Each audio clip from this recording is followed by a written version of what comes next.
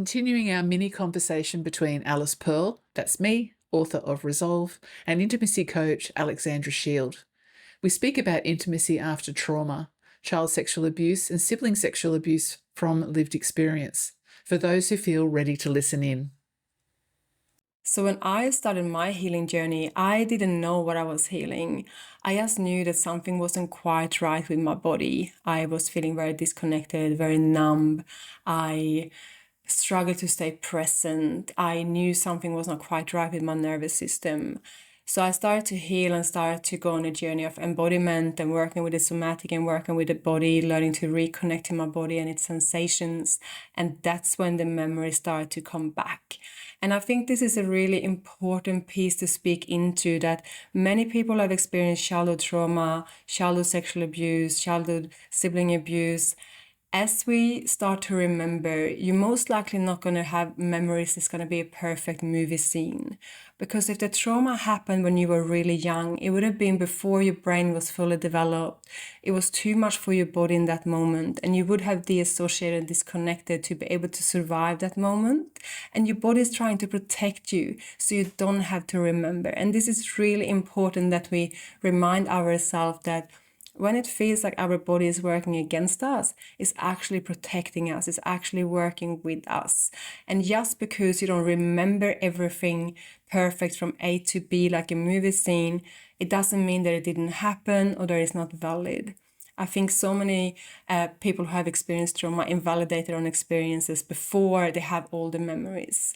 And you don't need to remember everything. You don't need to chase the memories to be able to heal. You just need to work with your body and what's here in the moment and trust that what you don't see and don't remember is perfect. I remember trying to chase the memories as I had one really big memory come up as I was writing, and I had to write a poem. And it was just like the film behind my eyes, a black and white film was playing, and I could write it just fluidly, easily onto a page. And then I tried to see if I could find more, because I felt bad at that time that what if I don't know it all? What if I'm making it up? All those sort of conflicting thoughts were running through my head. And then when pieces even surfaced later, I had to be okay and feel safe to raise it. I had to still say, it's okay, I forgot this bit. This is something that's coming up for me now. Because otherwise we can shove that back down because we're feeling a bit silly, as I say, that, oh, how come you didn't know that? How come you can't remember that? But healing isn't linear.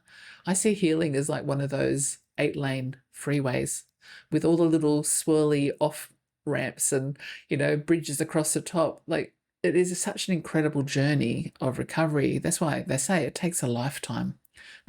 We have got things that will keep coming up, and other people will make those things come up for us.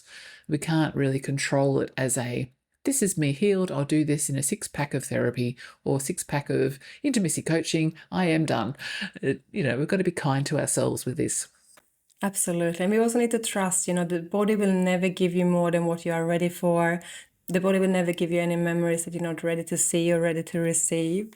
It will always work with you where you are at. And I think many of us will journey through this lifetime and many lifetimes and don't need to remember all pieces.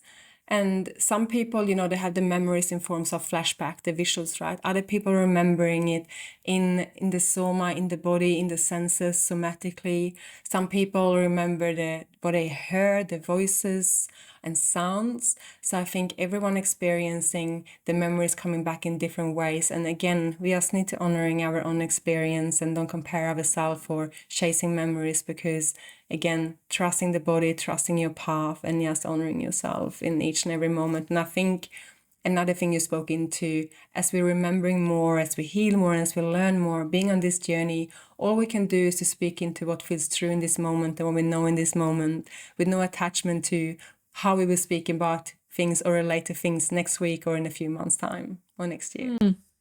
There's such an evolution when you're healing. It's like, I recall writing the book that I think I had to put the final full stop down because I kept changing.